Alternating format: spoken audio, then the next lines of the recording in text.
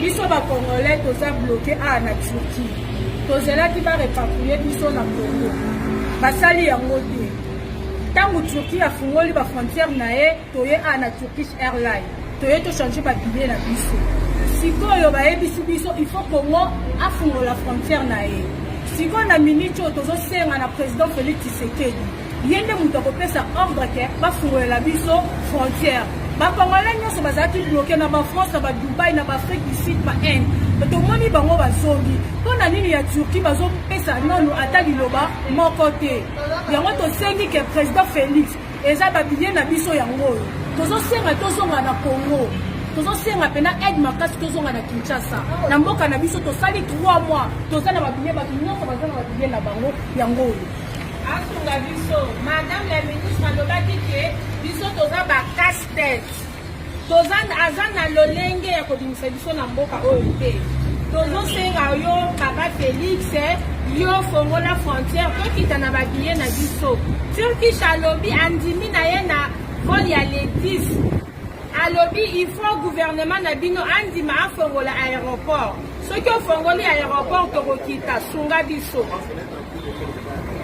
Tozosenga na son excellence monsieur le président de la République Félix Antoine Tshisekedi Tshilombo, puisque ayeba na ko s'impliquer na makambo oyo ya biso ba oyo toza présentement na Istanbul.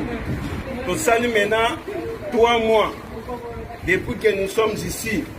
On n'a jamais vu son excellence monsieur l'ambassadeur qui est comme représentant ya communauté congolaise ao. Mais totikala komona yete tozo senga na minute oyo gouvernement tiki a fongoli déjà ba vol internationaux a cancellé déjà biso ba oyo toza na destination ya Kinshasa pour le 10. Mais probablement tozo mona que non Kinshasa na pèse ordre te que non vol mususu ya international et bana atterrir na aéroport international ya Ndili. Tozo senga na président de la République ayeba na kopesa mot d'ordre puisque toyeba na ko atterrir na mboka na biso awa toza lisusu na tina ya kovanda awa te toyaki kosala ba faire na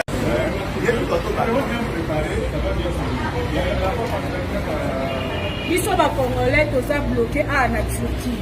Tozela qui va répatrier biso na Congo. Basali yango te. Tango Turquie a fungoli ba frontière na ye, toye a na Turkish Airlines. Toye to changer ba billet na biso. Sikoyo ba yebisi biso il faut Congo a fungola frontière na ye. Sikoyo na minute tozo senga na président Félix Tshisekedi. Yende muto kopesa ordre ke ba fungola biso frontière. Ba Congolais nyonso bazaki bloqué na ba France, na ba Dubai, na ba Afrique du Sud, ba Inde. To moni bango bazongi. Pona nini ya Turquie bazo pesa nono ata liloba moko te. Yango to sengi ke président Félix eza ba billet na biso yango. Tozo senga tozonga na Congo. Tozo senga pena aide makasi tozonga na Kinshasa. Na mboka na biso to sali 3 mois. Toza na ba billet ba nyonso bazana ba billet na bango yango. Asunga biso, madame la ministre alobaki ke biso toza ba casse-tête. Toza azana lolenge ya kobimisa biso na mboka oyo te. Tozo senga yo papa Félix yo fongola frontière to kita na ba billet na biso. Turkish alobi andimi na ye na vol ya Letis. Alobi il faut gouvernement na bino andima afongola aéroport. Soki ofongoli aéroport tokokita sunga biso. Tozosenga na son excellence monsieur le président de la République Félix Antoine Tshisekedi Tshilombo, puisque ayeba na ko s'impliquer na makambo oyo ya biso ba oyo toza présentement na Istanbul. Tosali maintenant 3 mois depuis que nous sommes ici. On n'a jamais vu son excellence monsieur l'ambassadeur qui est comme représentant ya communauté congolaise ao.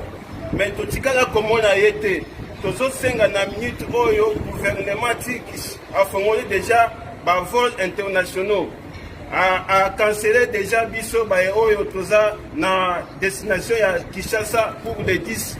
Mais probablement tozo mona que non Kinshasa na pèse ordre te que non vol mosusu ya international eyebana koatterrir na aéroport international ya Ndili. Tozosenga na président de la République ayebana kopesa mot d'ordre puisque toyebana koatterrir na mboka na biso awa toza lisusu na ntina ya kovanda awa te toyaki kosala bafere